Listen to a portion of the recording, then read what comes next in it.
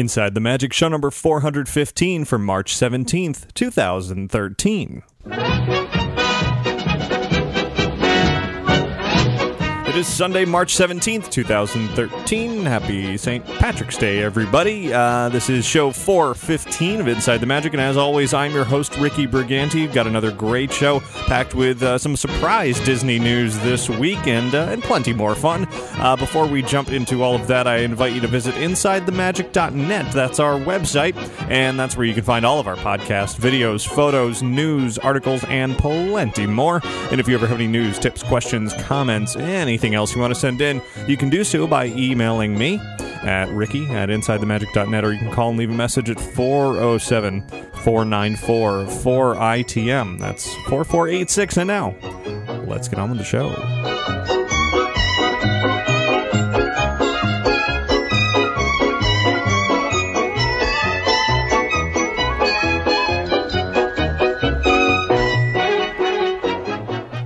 This week's episode of Inside the Magic is brought to you by Magical Travel. Sail with the best cruise line for families, and kids sail free, and shipboard credit offers are available as well for Disney Cruise Line on select sailings. So you're going to want to let Magical Travel help you plan the perfect cruise vacation by calling them today at 866-207-8387, or visit them online at magicaltravel.com to receive a free price quote, and be sure to mention Inside the Magic to receive your free Disney gift card for qualifying bookings when you book your Disney vacation with Magical Travel. And thanks very much to everybody out there who contributes to the show. I want to read a quick email here, actually, at the top of the show from Denise, who wrote in and said, "I love your podcast. Helps me keep in touch with all the Disney news. As a single parent on a fixed income, I can't always support Inside the Magic with a donation, but I do use the Amazon link every time I purchase for my job, which is quite often. I use the link as my small way of supporting the podcast, and I want to encourage others to do the same. Now I don't feel so guilty when I download all of those episodes." Well, Denise, thanks very much for clicking through that Amazon link. It just, small percentage does come back to Inside the Magic, every purchase made through that. So everybody out there, if you want to make a donation without actually making a donation, spending any extra anything, that's the best way to do it. So regardless, thanks to all of you for any of that. And now let's get started with our trip around the world.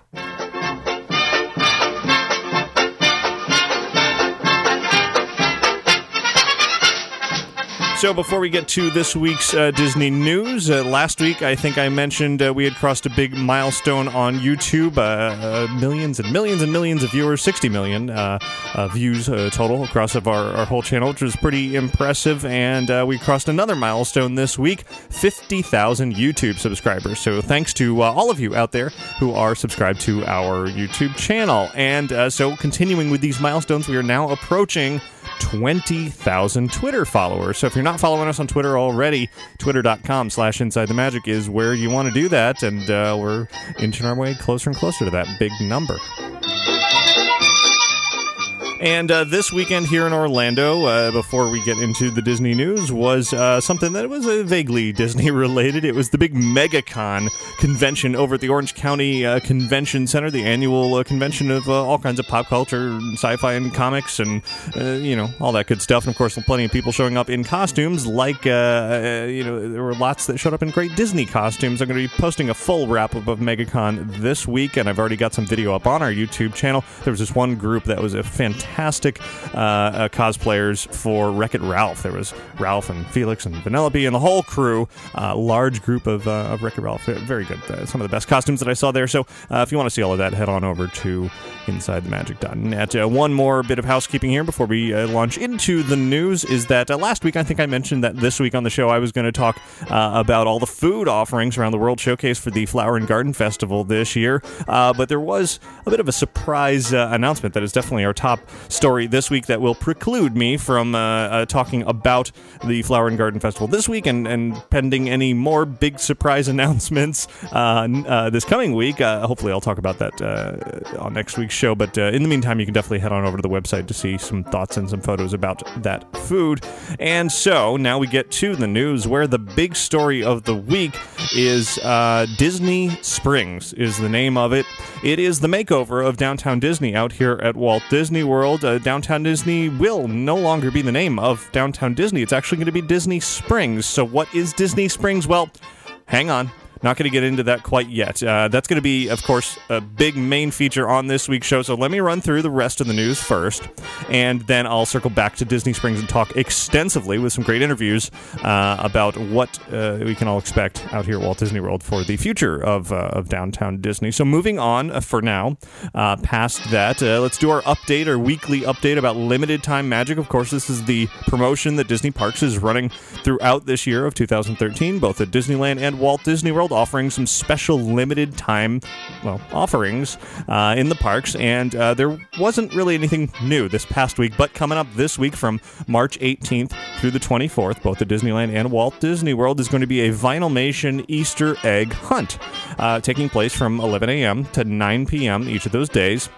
You're going to be able to purchase a map and some stickers for $4.95. Yes, you have to make a purchase in order to take part in this, but there's a reward at the end. Over at Epcot, you can make that purchase. This is where it's taking place at Walt Disney World, is at Epcot. Make the purchase at Heritage Manor in the American Adventure Pavilion, or at the International Gateway, or at Penn Central, or at the Port of Entry. Also taking place, in addition to Epcot, if we jump coast over to California, over at the Disney California Adventure Park, and you'll be able to pick up the map and the stickers at Elias & Company, Oswald's, Radiator Springs Curios, Tower Hotel Gifts, and Treasures in Paradise. And basically, you'll go around the park and look for some hidden eggs and put the stickers on your map as you're doing that, and then you turn it in the parks, and in the end, you get a prize. It's going to be a box with 2 Vinylmation key rings in it, and Disney's saying the value of that is $12.95. So for purchasing a map with some stickers for $5, you get $13 worth of a prize at the end. So sounds like a pretty good deal. I'll probably head over to Epcot this week to try that out. Sounds like fun. So that is this week's limited time magic. Also out here at Walt Disney World, some other interesting things going on this week. Beginning March 20th, just a few days from now, we've of course been talking about for weeks now this whole My Magic Plus, and specifically the Magic Band and the RFID entry, where you'll be able to tap to pay, tap to enter, etc., etc. Well, a little bit of that is now coming to annual pass holders at Walt Disney World beginning March 20th. Any new annual passes that are purchased, whether they're new or you're renewing them, you will get a ticket that has an RFID chip embedded in it, which means you'll be able to use that ticket to use the tap to entry into the parks, as Disney is slowly replacing all of the turnstiles with, no turnstiles, instead just a little glowing Mickey head that you tap against to get in. Now, if you have an existing pass and you're not renewing it, or you're not buying a new one anytime soon, you can actually go over to the Odyssey Center in Epcot starting March 20th and running through May 19th, and you'll be able to convert your existing pass over to an RFID chip.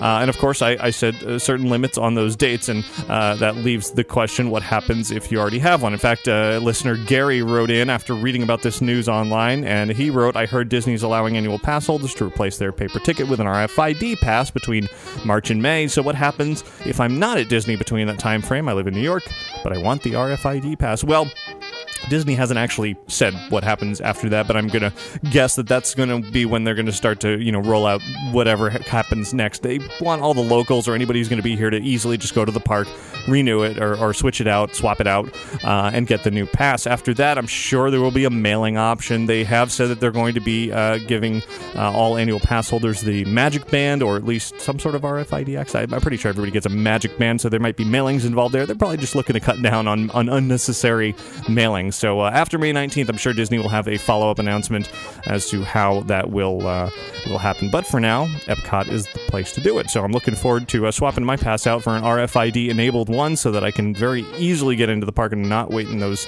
turnstile lines anymore. Here's another change that's coming up this week. This one may not be good for everybody. I personally think it's a good thing.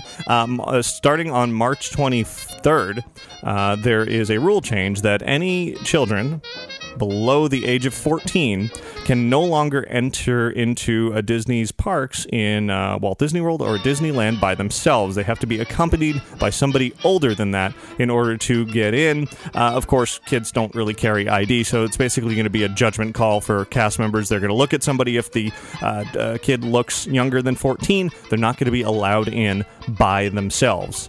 That is, those kids cannot pass through the turnstiles with a ticket by themselves. They must be accompanied by an adult, essentially. Now, Disneyland did not previously have such an age set. Walt Disney World had some varying ages amongst the parks. They're making it consistent across all the parks, the 2 in California, the 4 out here in Florida. And the reason for this is a lot of people were essentially using Disneyland as daycare. You know, they would pick up their kids from school and say, oh, you want to go to Disneyland? Okay, I'm just going to drop you off at Disneyland for the rest of the night. And this could be, you know, a 9-year-old kid wandering around by himself, running amok through the park all night. So 14 is the new age there. So definitely worth noting. It also means if your kid has to go, back to the hotel or meet up with you later or something like that, you really need to plan ahead for that. You'll have to escort them back into the park. Now, Inside the Magic listener Brian wrote in and said, I just had a thought about the new rules at Disney parks. So Disney considers kids to be an adult at age 10, but they're not allowed to enter the park alone until age 14. Maybe Disney shouldn't start charging the child price for those under 14 if they're not treating them as adults. Brian, that's a very good point. It's sort of a mixed reaction there. It seems like Disney is setting that age restriction for getting into the park through the turnstiles or just entry into the park at one age, but then the age for a child's ticket is lower than that. So a little bit of an inconsistency there, and I don't know that Disney is going to raise the child's ticket age all the way up to 14. That might be a little odd, but that discrepancy will, I suppose, still remain.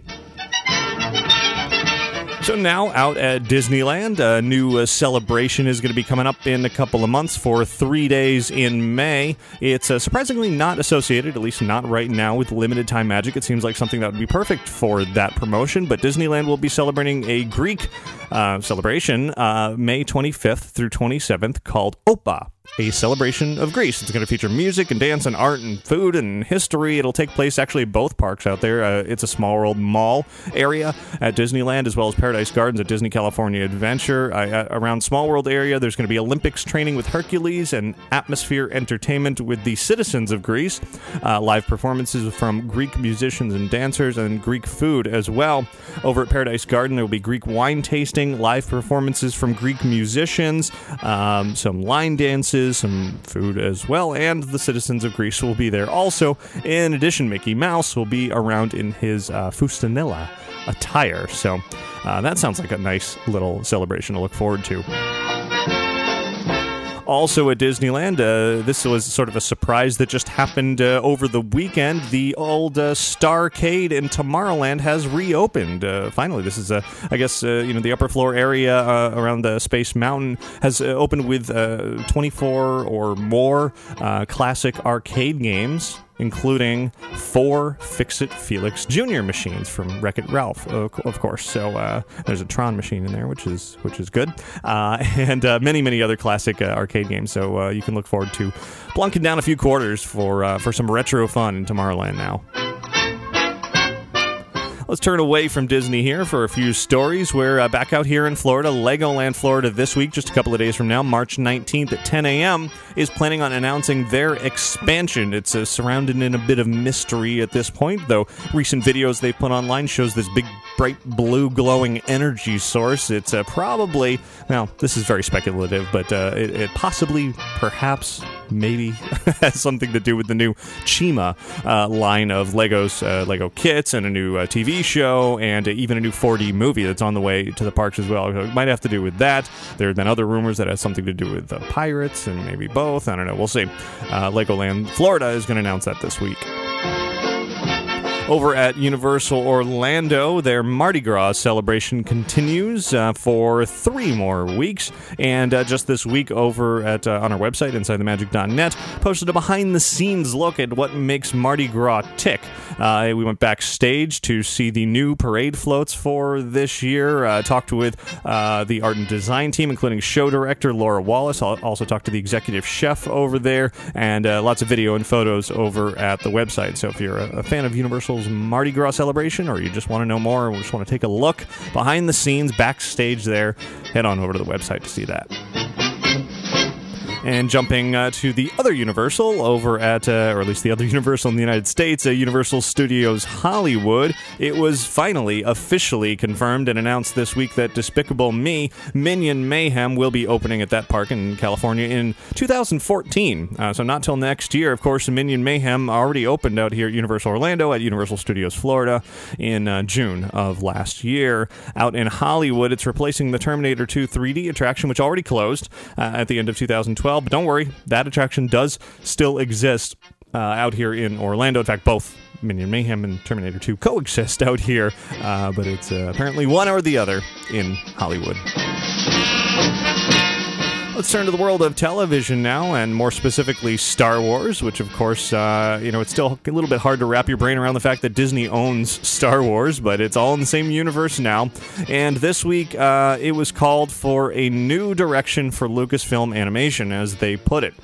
In preparation for Star Wars Episode 7, which is the next live-action film that is in the works, they have decided to cancel Star Wars The Clone Wars, the animated series on the Cartoon Network. They're figuring out ways to finish up the story arc. They're not just going to leave everybody hanging. There is more to come. They are working on wrapping it up, but it is on its way out. Also, Star Wars Detours, which was the sort of spoofy comedy animated series that was forthcoming from the folks behind Robot Chicken, that's not happening anytime soon. It has been postponed.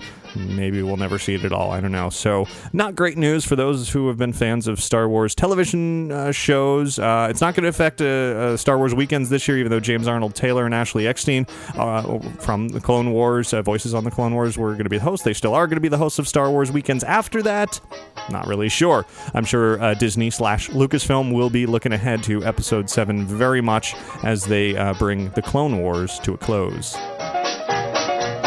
Last week we talked about Oz the Great and Powerful. Did very well at the box office in its opening weekend, and second week still number one, though not quite as big, not in the $80 million range, but it brought in $42 million or so this second weekend. That brings its domestic total to about $145 million, foreign $136 million, for a worldwide total of just over $200 million.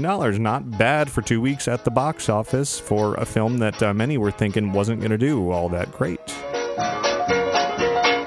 And last week, Who Framed Roger Rabbit was supposed to come out on Blu-ray, and some of you may already have it, but there was apparently a delay in many, many copies across the country due to an error on the combo pack packaging. So if you ordered Roger Rabbit online or you can't find it in stores, that's why Disney is working on cranking out the proper ones, correcting that error. Apparently it listed some bonus features that weren't really on there, and an aspect ratio was not correct, and just some mistakes. So they're working on fixing that and getting the corrected ones out to stores as soon as possible.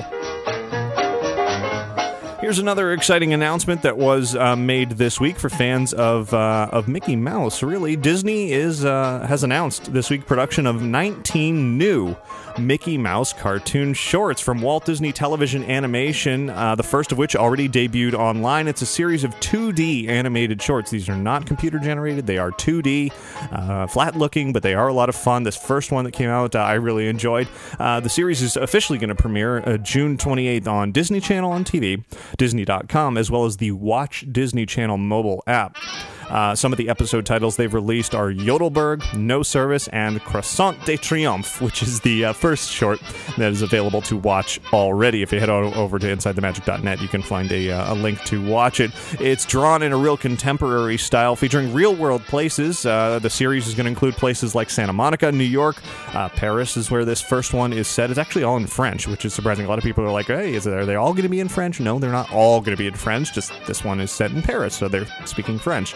Beijing, Tokyo, Venice, and the Alps. It's in addition to Mickey, also starring Minnie Mouse, Donald Duck, Daisy Duck, Goofy, and Pluto, and there's some other cameo appearances along the way as well. As I said, I really enjoyed this first short, so I'm looking forward to seeing where they go with this series.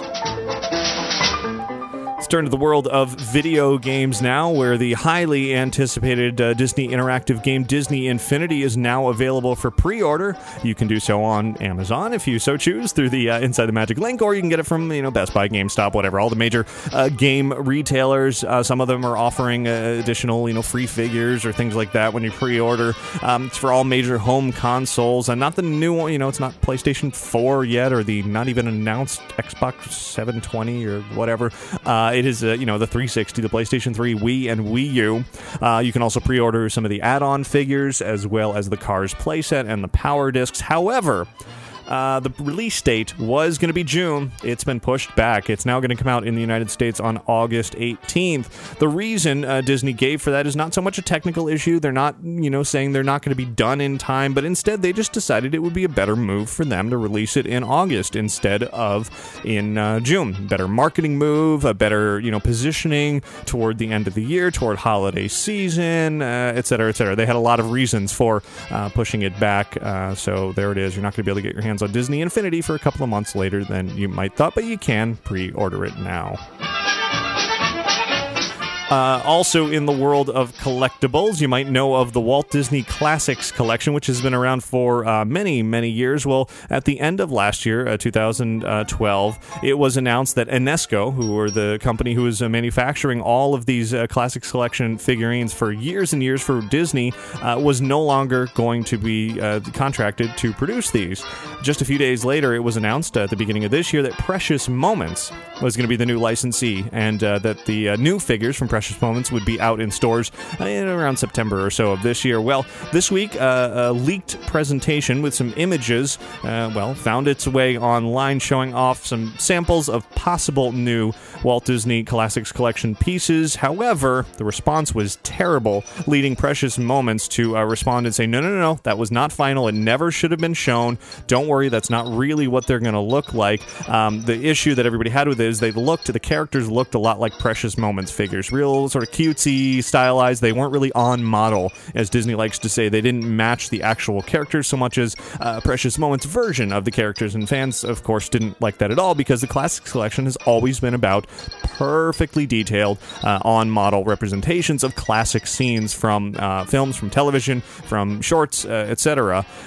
So the Precious Moments is still working on it, apparently. They sent out a note to anybody who posted those pictures up saying, no, take that down. It's not final yet. Whether that was backtracking because of the backlash, or if they're really just still working on it, remains to be seen. Now, out in Hawaii, any of you out there may be able to look forward to some Disney theatrical entertainment coming soon. Apparently, Disney Theatrical Productions, along with Governor Neil Abercrombie and West Coast Entertainment, are planning an announcement on March 26th, about a week or so from now, to announce something. We don't know what, but most likely it means some of Disney's big, elaborate Broadway-style stage shows headed to Hawaii, so stay tuned for details on that. And a final bit of news this week is also one of those, is this really Disney related? Well, yeah, it is, because Disney owns Lucasfilm now. Indiana Jones, there's an exhibit over at the Discovery Science Center in Orange County, California, called Indiana Jones and the Adventure of Archaeology. We sent the Dawes brothers out there recently to check out the exhibit, bring back some photos, and looked like they had a really good time. Looks like a fun exhibit of props and costumes and artwork from the Indiana Jones series of films, along with some insight into the real archaeology behind it all. It's on display there through April 21st. If you head on over to InsideTheMagic.net, you can check out an article and some photos by them from their visit. And that'll do it for your news from around the world, except for the big Disney Springs topic, which is coming up in just a little bit.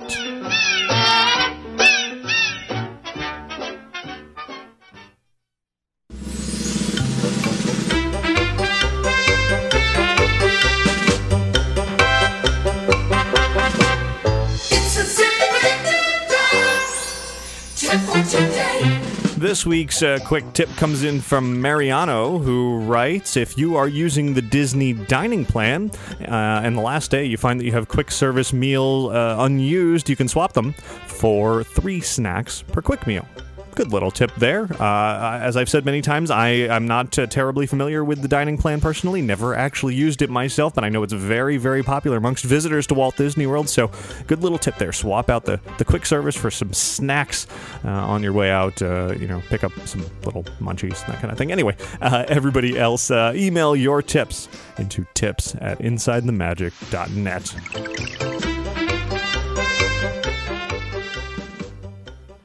And now, before we get into talking all about Disney Springs, let me put in a quick word about Capturing Magic, the pair of iPhone apps that are the ultimate tool for documenting and recording the magic of your Disney vacation, whether you're at Disneyland or Walt Disney World. Capturing Magic offers a helpful list of photo opportunities and memories to capture before, during, and after your trip. It's the perfect way to ensure you don't miss a magical moment, and right now it is less expensive than ever because the Capturing Magic iPhone apps are on sale for a limited time for more than 50% off.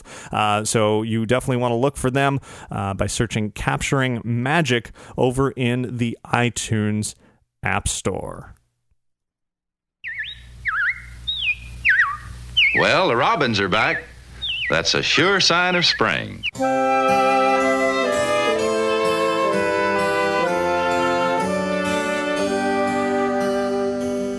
And now it is time to talk about Disney Springs. As I said at the top of the show, it was a surprise announcement this week from Walt Disney World. In fact, Kathy Mangum, executive producer at Walt Disney Imagineering, and Tom Staggs, the Walt Disney Parks and Resorts chairman, were the ones who made the announcement that downtown Disney, the entire area, from the marketplace to the west side to Pleasure Island in the middle, is going to be transformed into something called Disney Springs over the next few years. That's going to include more shopping, more dining, and yes, more entertainment as well.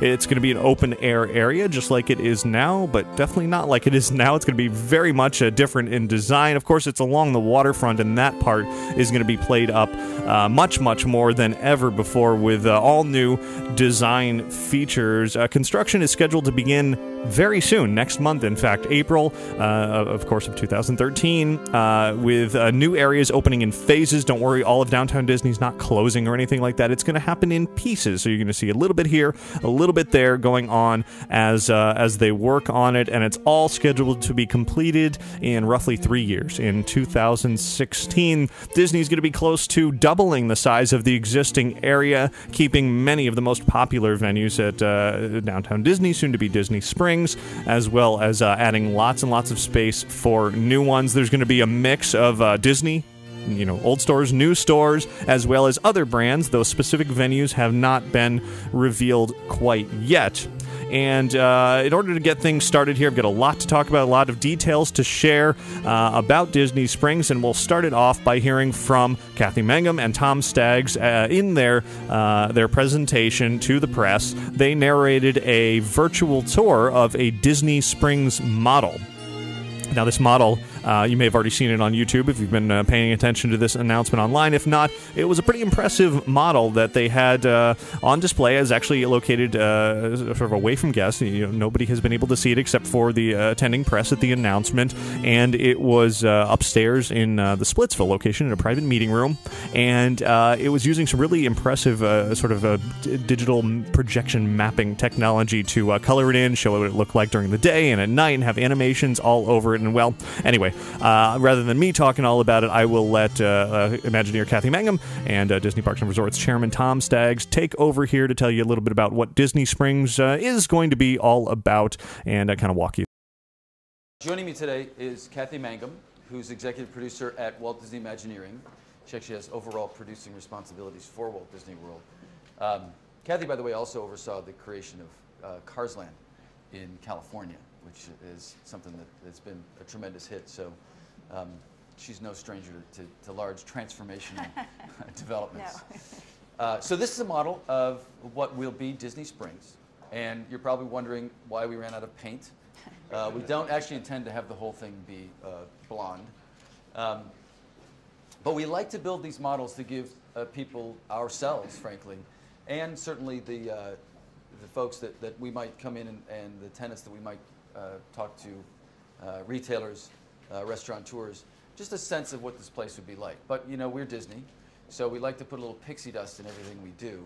And so we've devised a way to sort of bring Disney Springs to life a little bit more.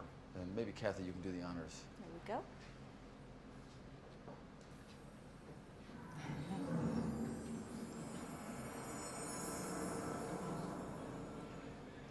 So, as you can see, this is going to be a special and vibrant place. We've focused our lighting here on where the bulk of the development, the new development, will be for Disney Springs. But of course, the place, the whole place will encompass this transformation. And Kathy's going to talk a little bit more about that in just a second.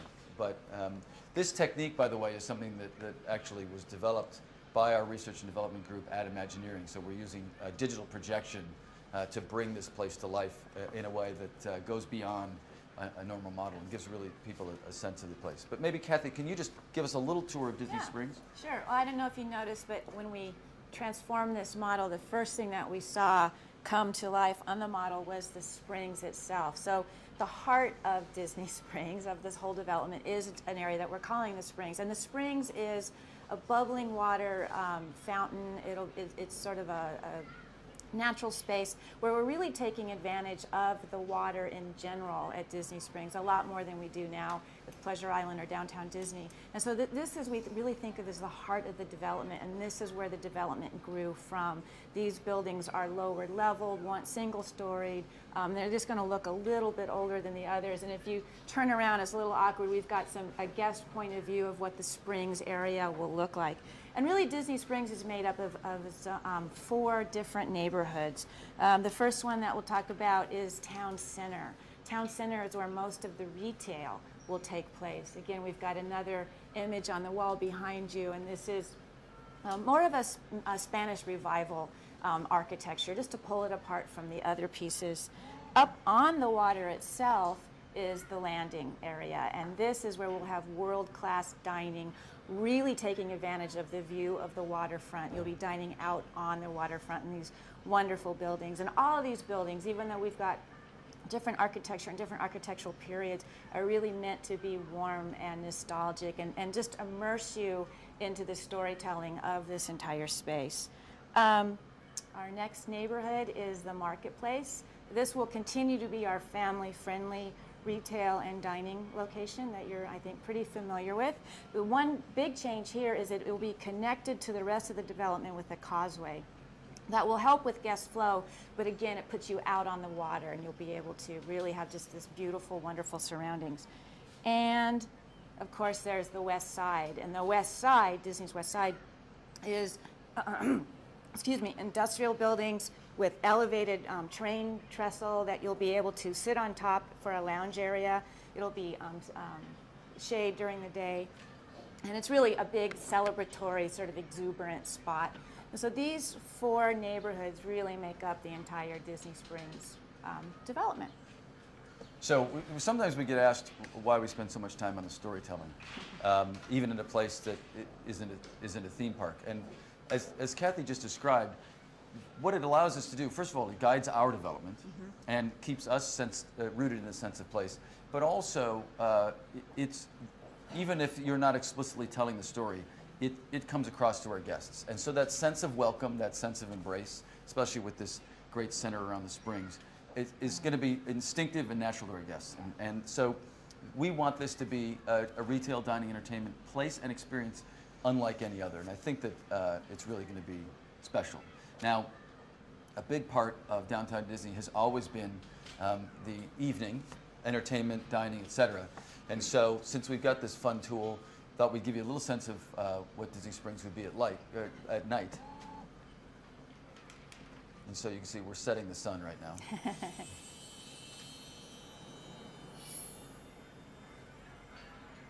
What's great about Disney Springs is it will have a different personality at night from daytime. You can tell it's night because there's crickets. So this transformation is going to take place in the next several years. We will complete the transformation to Disney Springs in 2016, but we'll open it in phases. We'll remain open throughout, and we'll phase our development to make sure that we continue to embrace our guests throughout that development period. And I want to pay tribute, frankly, to the people who have been doing so. Our guest ratings at Downtown Disney, even with having taken down much of what was on the old Pleasure Island, have continued to be great. And they've just done a fantastic job of doing that. We'll continue to do that. And then when the transformation takes place, I hope that we can host all of you at Disney Springs again. Just a couple other quick stats. The transformation Disney Springs is obviously a substantial investment. We're not going to talk about the numbers, but it'll create 4,000 new jobs when it's completed. During construction, there's about 1,200 construction jobs here in Central Florida. So we're happy about what that does for the community as well, and certainly for what it does for all of our guests, whether they're tourists or locals. And so it's something we can't wait to host you at in person, but in the meantime, I hope this gives you a sense of what we're going to do and why we're so excited about where Disney Springs is going to go. So thank you all very much for taking the time.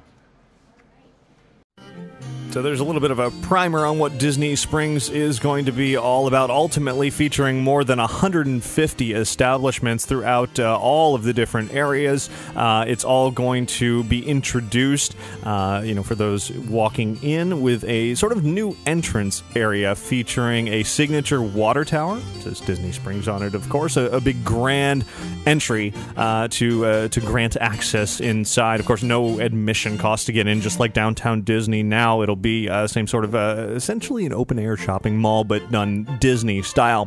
Let's go through those areas that were mentioned that are, a bit unfamiliar. Some of them are certainly familiar. The Marketplace is a name familiar to Downtown Disney. It's an area that exists now and is going to be transformed a little bit. It's going to have largely the same amount or the same venues will be there, though they're going to transform some of the waterfront areas, and it's going to have an area connecting a sort of a bridge, a causeway, if you will, connecting it to some of the new areas that are taking over what used to be Pleasure Island. So the Marketplace, some changes going on there, not as much as other areas. Same with the West Side. West Side, the other side of Downtown Disney is where Cirque du Soleil is and House of Blues and all of that. That's going to stay largely the same as well. They're going to add a new story to it. You're going to be able to look down from this sort of elevated area onto Disney Springs and really get some sort of relaxing areas to sit and just rest. But the real transformation is going to take place with Pleasure Island and what that is becoming. There will be no more Pleasure Island at all.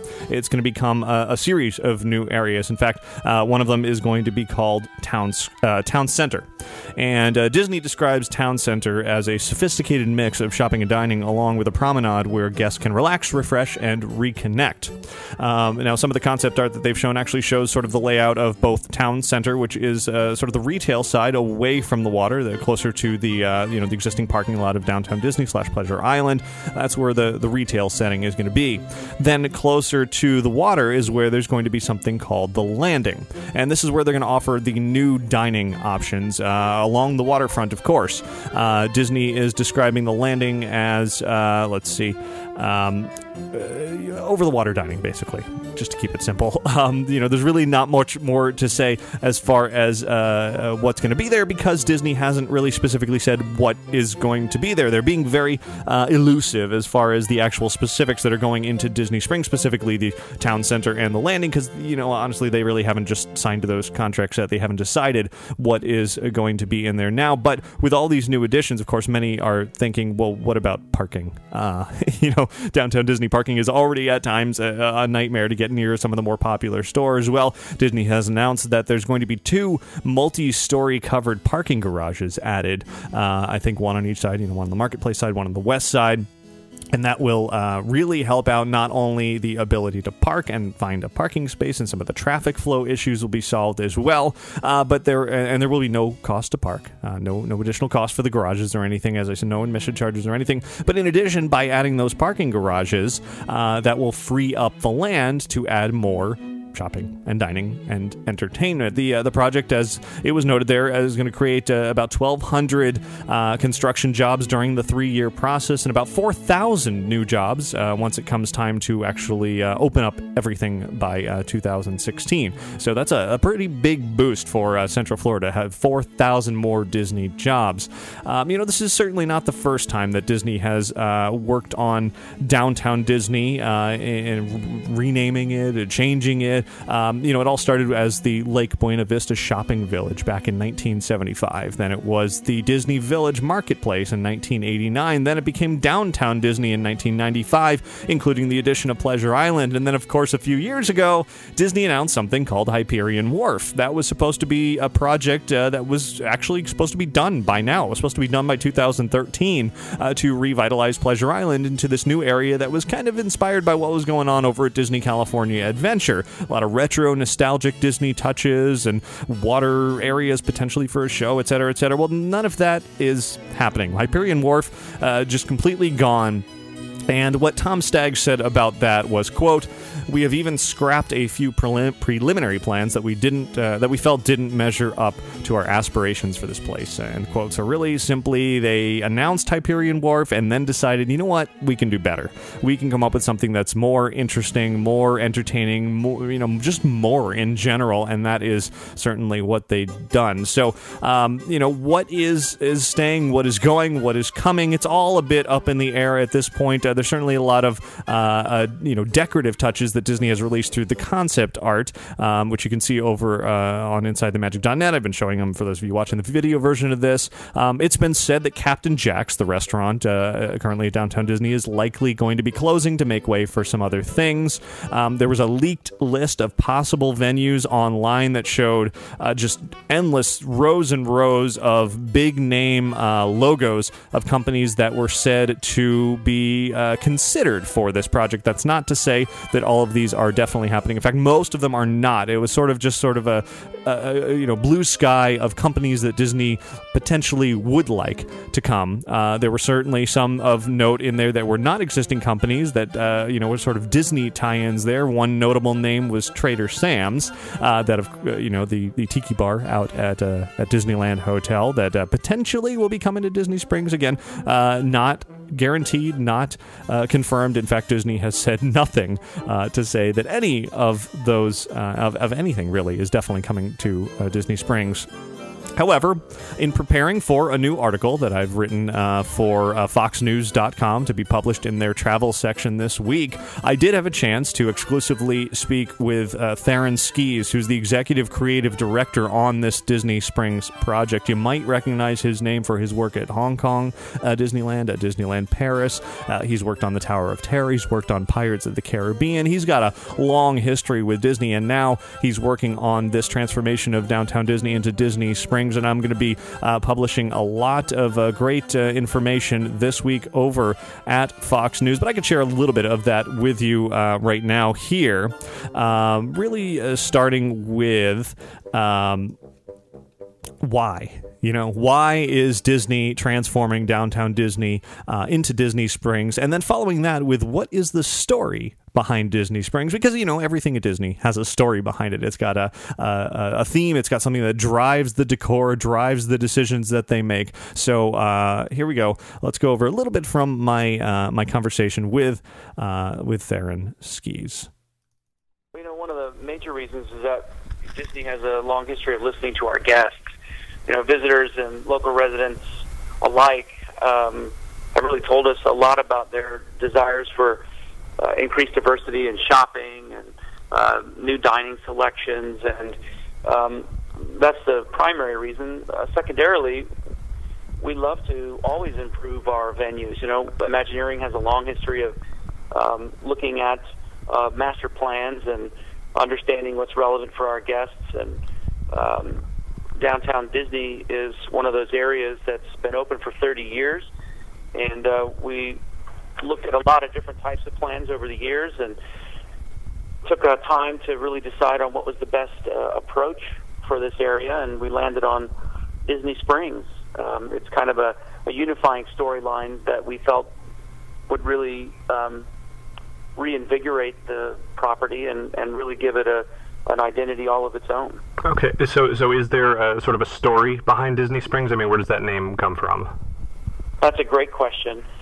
Well, we developed this, at Walt Disney Imagineering, we're really storytellers. So through the years, we've always brought these venues to life in our theme parks and hotels, in our cruise lines, everywhere, and we always try to back those by telling stories. So the story that we developed for Disney Springs, different from our theme parks. It's not like Frontierland or one of the lands in a theme park, but the storyline that we developed gives us a background history for which to create everything on our landscaping, our architecture, and everything. And the story is really of a small town that grew up around a natural spring.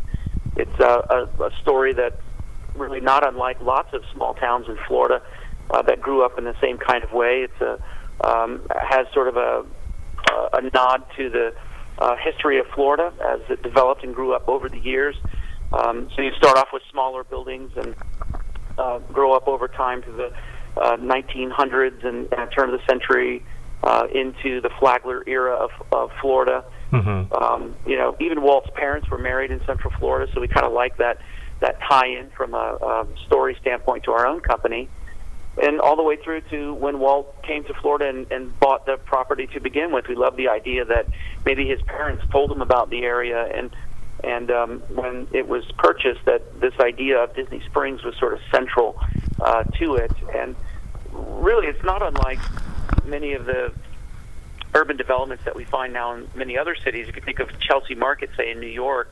It's this great gentrification of the Nabisco factory, right? You've got this really old building that was designed for something else, but it's now been converted and kind of lovingly restored. Mm-hmm. And we kind of feel like we'd like to do the same type of thing, or we're telling the story of a town that grew up over time, but now it's been lovingly restored. It's kept all of its southern charm, its history, but it sits very squarely in the modern day of today. It sounds like it's kind of a real-world version of the Radiator Springs story.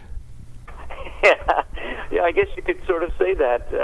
We want to be able to create these great locations where people have an opportunity to kind of relax and get away from the harried hustle and bustle that sometimes people experience on their vacations.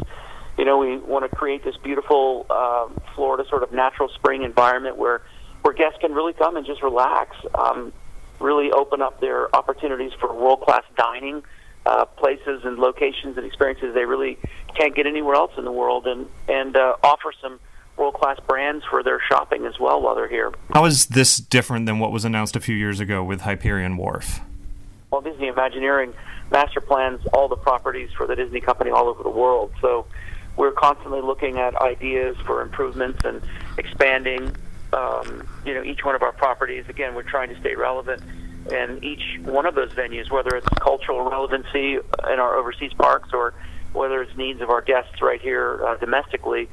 And Hyperion Wharf was an idea that was announced, and we looked at the total need of the property and decided that we really wanted to take some more time and develop and go out with the very best idea, the best solution for downtown Disney. We believe that's Disney Springs.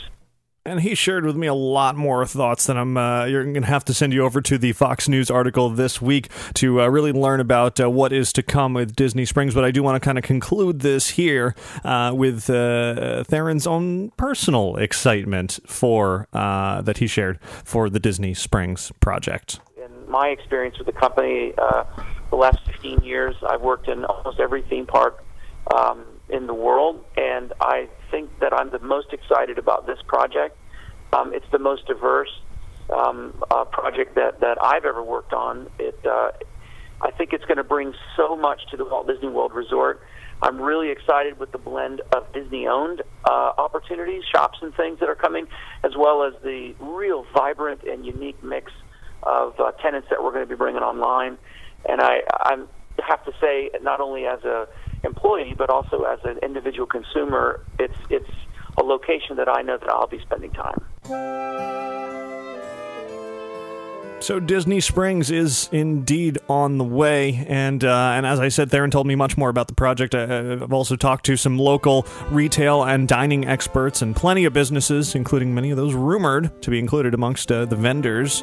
And so for all of that, you'll have to read my article over at foxnews.com, as well as a follow-up on InsideTheMagic.net this week. Of course, many more details are already available up there, concept art, etc., even a little bit of video. So head on over to the website, check our YouTube channel, and read on about Disney Springs as downtown Disney begins this big transformation.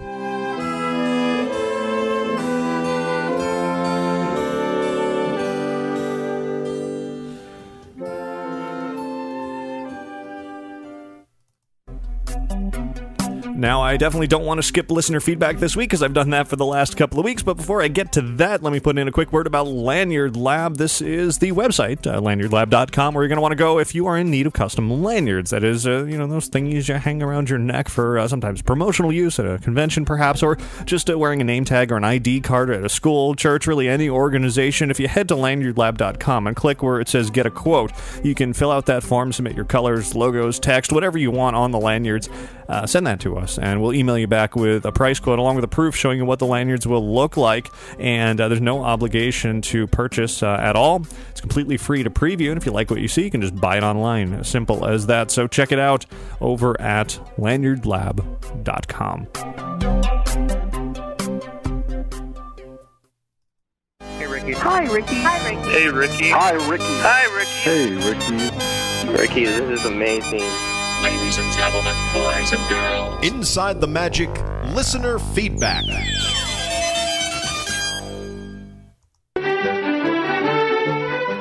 So a few weeks ago, I had Skipper Ben here on the show, and we talked about how we thought the Great Movie Ride over at Disney's Hollywood Studios should be remade or updated, at the very least, with some different movies of our choosing. And I encouraged many of you out there to write in with your own ideas, and boy, did the floodgates open from there. I got a lot of great ideas, so I want to just blast through these here. I'm just going to read one after another, and just keep this topic rolling, because it is a lot of fun. I mean, everybody loves movies, right? And there's so many classics over the years that Disney could include. Of course, my own personal stipulation when we were talking about this topic was that I didn't want to include any Universal, or at least too many Universal films that had already perhaps been made into attractions at some point over the years. However, it seems that many of you do like those movies. So anyway, I'm just going to, as I said, read a few of those emails here. Now, Dave from Tennessee wrote in and simply said, just to begin this, just wanted to let you know how much I enjoyed listening to you and Skipper Ben talking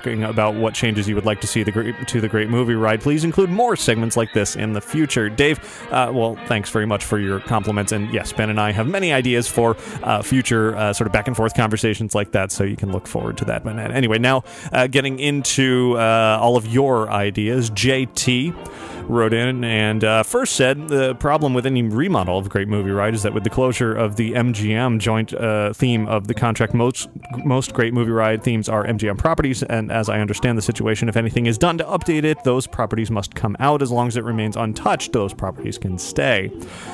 With Disney preparing to redo parking to a garage, they can expand on the front side and the area around Disney Animation now becoming Pixar Place, and Disney exploring options around the perimeter to expand the park in other ways. Disney appears to have plans of the park, and again, according to rumors, it appears the Great Movie Ride as we know it may not be part of the long-term plan. Interesting thoughts there. Who knows if any of that is going to come to fruition. I'm not even sure if that MGM bit is 100% true. I really have no way of knowing one way or the other. Certainly would make sense to me, but interesting reasons why perhaps Disney has not touched it. So anyway, now that I've gotten those emails, now your thoughts on what should be going in there. Ben, not Skipper Ben, but a different Ben, writes in and said, had to chime in after listening to your ideas for the Great Movie Ride. Always wanted to completely redo the ride and have more of a behind true scenes theme. I'm imagining an audio animatronic figure of George Lucas shooting an iconic scene with Luke, Leia, and Han from Star Wars, Spielberg shooting Indy,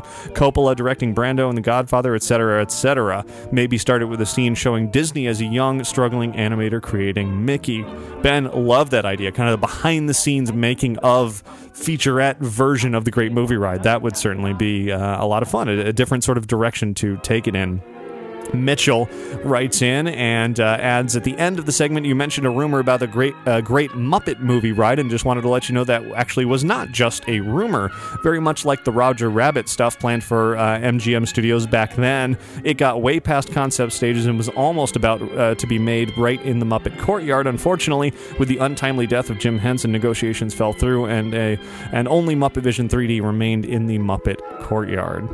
Adam writes in and says, my idea for the remake of the Great Movie Ride would be the scene where the driver of the car gets lowered from the ceiling into the car dressed as Batman from the Dark Knight saga, and you hear whispers of the Joker, why so serious, all around you. That would make a great remake, possibly in the Indiana Jones scene. Peter writes in and says, I was hoping what you both talked about has heard by the powers that be at Disney, and the ride does get an overhaul. I am a massive movie fan, and I have never seen The Godfather or Casablanca, but I will make the time to watch them. Your ideas over each new scene are so good and would make the ride so much better. Evan adds in response to Show 413's Great Movie Ride ideas, I think somewhere you need to have a scene from The Terminator with Arnold's face half ripped off, revealing the robotic facial structure. Also, for the closing scene, do something that pays great respect to the Disney legacy and have audio animatronics representing every Disney animated film. From Snow White to Wreck-It Ralph, also including the Pixar films. It would be the most unforgettable scene for any park goer. It would also be updated every time a new film is released. I would love to see up-close versions of some of the most obscure Disney characters. Just imagine seeing Ralph's massive hands up close and starring Hades from Hercules right in the staring Hades from Hercules right in the face. Having all the iconic Disney characters and villains in one spot would make everyone need to ride it a number of times. That's quite the idea there, Evan. I doubt something quite that big would ever happen, but I would certainly love to see it. Especially the whole updating every time a new film has come out. Sure, that would be wonderful. It just wouldn't happen, though. Bobby writes in and says, I think they should add another room. It would be Titanic, Avatar, and the Hunger Games into the ride. Interesting choices there. Avatar, of course, slated to go in Animal Kingdom.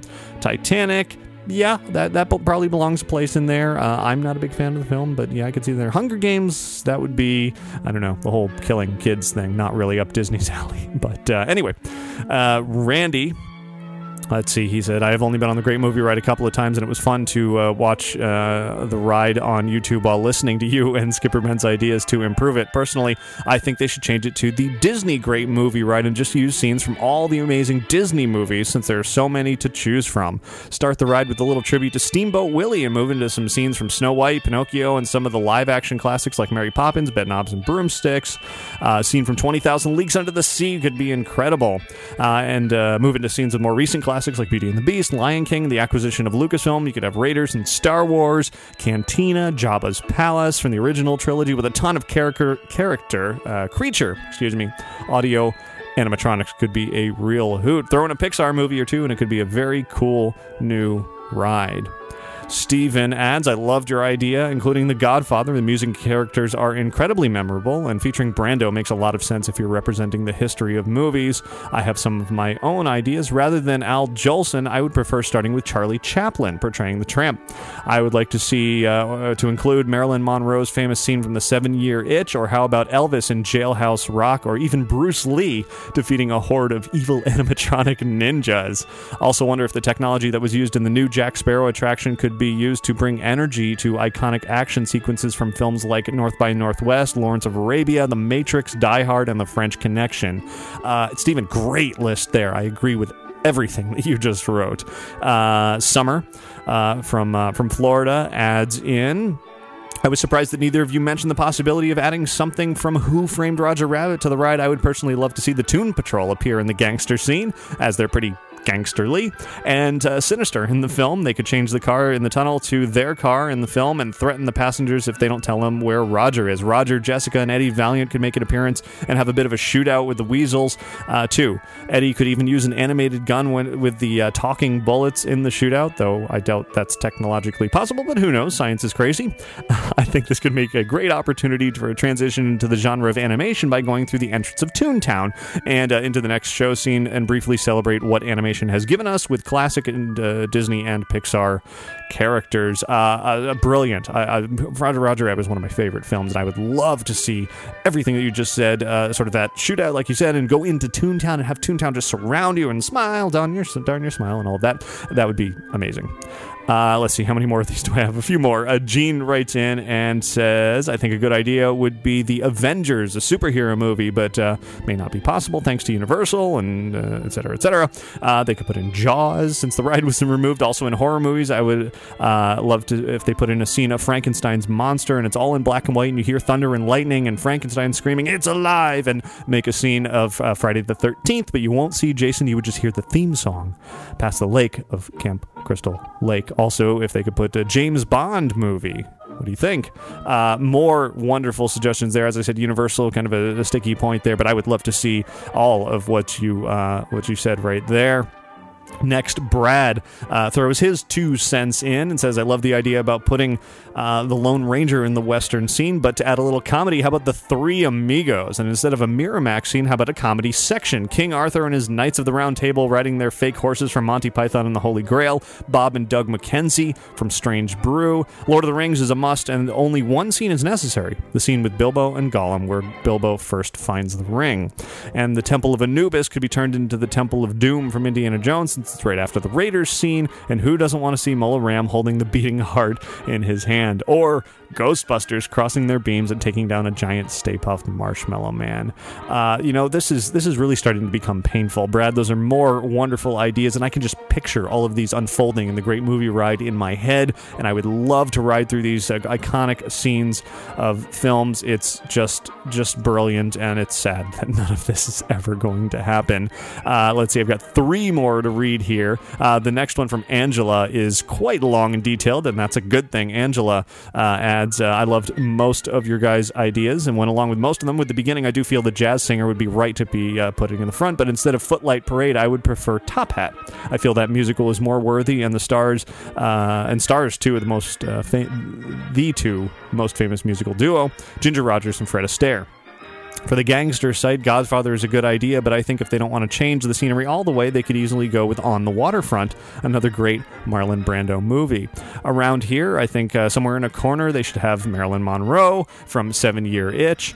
For the Alien site, I like the idea of Star Trek and Star Wars, but then I thought they already have Harrison Ford right after, so maybe they could do a scene from E.T. or 2001: A Space Odyssey, especially since Space Odyssey can transition from the desert to sci-fi using scenes from the beginning with the dawn of man and ending with Hal.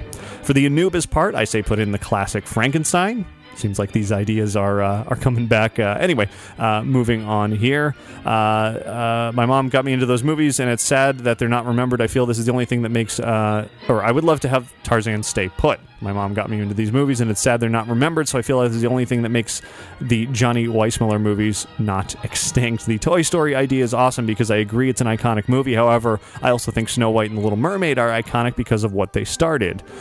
Snow White being the first full-length animated feature, and the Little Mermaid being the starting of the Disney Renaissance. And like Toy Story, they already have their own rides, so animated films are already represented throughout Disneyland and Disney World. Finally, with the other 2 movie genres, for me, I loved White Christmas for a Christmas movie, and Casablanca already has the idea of a war movie in it. But I think I would love to see Robin Williams from Good Morning Vietnam somewhere in a corner at his radio desk yelling that phrase to the crowd. Next from Chris, he says, start with Mickey as Steamboat Willie, then Snow White and the Seven Dwarves, and leave Mary Poppins. This is for the great Disney movie, right, as he puts it. Then have the absent-minded professor, Newsies, Herbie the Love Bug to replace the gangster car. In the Old West, Davy Crockett and Old Yeller. Then turn the bank robbing scene into Princess Alley. With Cinderella, Aurora, Ariel, Belle, Jasmine, and the list goes on. Replace Alien with 20,000 Leagues Under the Sea with the giant squid attacking the Nautilus. Indiana Jones through the horror area gets replaced with scenes of the Shaggy Dog, Apple Dumpling Gang, World's Greatest Athlete, Swiss Family Robinson, and other fun, campy movies. Tarzan becomes Pirates of the Caribbean, Casablanca becomes Tron, and Fantasia can stay with Mickey as Sorcerer's Apprentice. Then The Wizard of Oz. This is where where 4 current films are about to come out and maybe last till after its video release. Shameless promotion here. So right now it could have Frankenweenie, Oz the Great and Powerful, Monsters University, Lone Ranger, and the Yellow Brick Road area would have the original cast cast of the Mickey Mouse Club singing "Now It's Time to Say Goodbye," and then finish with the final movie montage of Disney films. Chris, that is one heck of a great Disney movie ride. And finally, we have Todd, who simply wrote 4 words: Back to the Future. Yeah, Todd, I feel your pain on that one. I miss the Back to the Future ride over at Universal, and if they could throw a DeLorean somewhere in the great movie ride, that would just be a wonderful thing. So there it is. All your feedback from the great movie ride update. I would say keep sending them in, but I think we've got to move on topics. I'm already severely behind on listener feedback, and that maybe we can just sort of wrap that up there. I just so many great ideas there, and it really is sad that none of them are actually going to happen. But maybe Disney's out there listening right now and coming up with all kinds of fun bits for the future. Anyway, so now let's move on, continuing some listener feedback catch-up here, to a voice message from Ron. Hi, Ricky. This is Ron from Smiths Grove, Kentucky calling, and I just wondered if you could straighten a little bit of a movie news out for me. I know back in January it was announced by Disney that Little Mermaid 3D was being canceled for September, but then the Wreck-It Ralph DVD and Blu-ray pack had a promo for Little Mermaid 3D. And I tried to find on the internet to see if there was anything about it being reinstated. All I could find was the fact that it was canceled back in January. And I was just wondering if you could fill us in or fill me in on, is it back on, or if it's not, why, do you have an idea why they didn't take the promo out of the Wreck-It Ralph DVD and Blu-ray? But let me know. I appreciate it. Love your show, and I look forward to getting inside the magic. Thanks very much for that call, and a great question. And there's a really good reason for them including that promo in there. While The Little Mermaid is no longer heading to theaters in 3D, the conversion process is well underway, and I believe, unless they've canceled this too without me knowing, they're planning on releasing The Little Mermaid 3D Blu-ray. They didn't specifically state that in that promo. It kind of just leaves it pretty vague because maybe their plans are pretty vague at this point. They're probably still feeling that out. I'm not sure there is even a release date for Little Mermaid 3D Blu-ray. I could be wrong, but last I checked, that was the intention. So there it is. Devin writes in, and this was something we talked about a while ago, where Disney potentially could have some sort of Doctor Who tie-in along the line, and I mentioned I've never even watched Doctor Who at all, and so Devin adds, I've never been a Doctor Who fan either until I recently watched an episode on Netflix. If you have Netflix, I'd recommend Season 3, Episode 11, called Don't Blink. Give you a good feel for the series. Well, Devin, good to know. Maybe I'll have to at least check that out to have any idea what's going on in this whole giant universe of Doctor Who that everybody keeps raving about online, and I've never seen any of it. Aaron writes in and says, I was just wondering what changes have been made to the Carousel of Progress over the years. I noticed there's a flat screen television last time I was able to visit Disney World. Do you know of any other changes happening to this iconic ride? Aaron, unfortunately, no. It really is kind of overdue for an update. That last scene, yeah, it finally got a flat screen TV, but there's still, it doesn't really look like the present anymore. It looks like 10, 15, 20 years ago. Maybe not that long, maybe 10 years ago. But it's certainly not the future. I don't know if it was ever supposed to be the future. I guess it was with the VR and video games and all of that. But yeah, it kind of needs an update. No, I don't know of any plans, so that is the status of it. Speaking of the Carousel of Progress, here's a little story from Molly and Ray, who write, my husband and I are big Disney fans. My parents are original DVC members, and we plan to buy in soon. We make it to Walt Disney World at least annually, even all the way from New Zealand, where we're living now. We only recently discovered your podcast and absolutely love it. I listen in my car whenever we have free time, whenever I have free time. We are trying to make it through back episodes to get caught up, and I wanted to express to you how much we love hearing There's a Great Big Beautiful Tomorrow song on your podcast. The Carousel of Progress is such a classic ride/experience, but often missed by many visitors. We often worry that it may be shut down at some point because it's not as popular as other rides, but we always make a point of riding it, not only because we love it, but also to support its attendance stats. We hope that your obvious support of the iconic ride in your podcast helps Imagineers know how important the Carousel of Progress is to making the Magic Kingdom magical. While riding the ride and watching the show, it truly does feel like at any moment Walt is going to step onto one of the sets of the show and give a talk about progress and innovation. There is no nowhere at Walt Disney World that makes us feel closer and more connected to Walt. Thanks for playing our favorite song. We love your podcast. Well, Molly and Ray, thanks very much for tuning in. Good luck with catching up with all those old episodes. As I keep doing more every week, that task gets harder and harder, but I know a lot of people have told me they've managed to go all the way back and finish all the way through, so good luck with that. And yeah, Carousel's great. It's one of those things that, it fills up at times, busy times. It's a good air-conditioned place to sit down and enjoy a show, and it is a very important part of a lot of people sort of growing up and going to the parks and having that experience. I remember Carousel of Progress from years and years and years ago. I certainly went to it every time I used a vacation at Disney, and now, I don't go to it as much as I probably should. Maybe I'll make a point of it next time I'm over at the Magic Kingdom, but it's good to have or hear about another fan of that attraction out there. And with that, probably a good email to end the listener feedback with, because, you know what's next.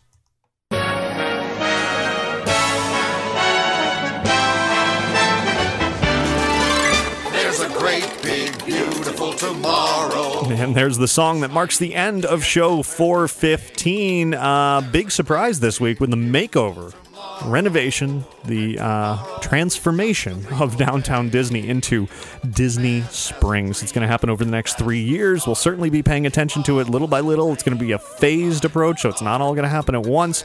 And I'm certainly excited to learn about what specific venues, retail, dining, entertainment, all of that will be included somewhere in there. Again, more details forthcoming very soon. You're going to want to follow me on, follow me, whatever, on Twitter and Facebook. Check for a link to the foxnews.com article that I'm going to be posting with more information about what can be expected out of the Disney Springs project and a few additional details beyond what I spoke about earlier. Of course, you can head over to InsideTheMagic.net to see artwork, some video, the model of Disney Springs, and even more information coming up this week. So lots and lots to think about and to talk about in the coming, 3 years at this point. That's a long time to talk about a project. Hopefully it won't get overwhelming.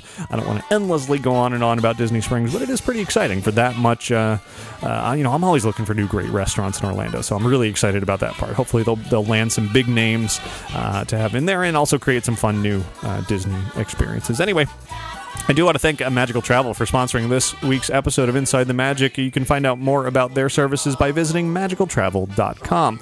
Also, don't forget that the Capturing Magic iPhone apps are on sale now for a limited time. So if you want to help plan your photo excursions around the park, if you will, around the parks, that is, search for Capturing Magic in the iTunes store. Also, visit us over at lanyardlab.com to see all the different styles of custom lanyards that we have available. You can request a price quote today to receive a free digital preview of your lanyard design. And of course, between episodes of this show, visit our website, InsideTheMagic.net. It is where you'll find all of our podcasts, videos, photos, articles, news, photos, all that good stuff.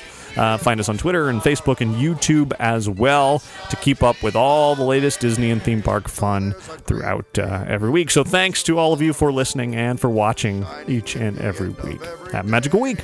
Goodbye. There's a great, big, beautiful tomorrow, just a dream away.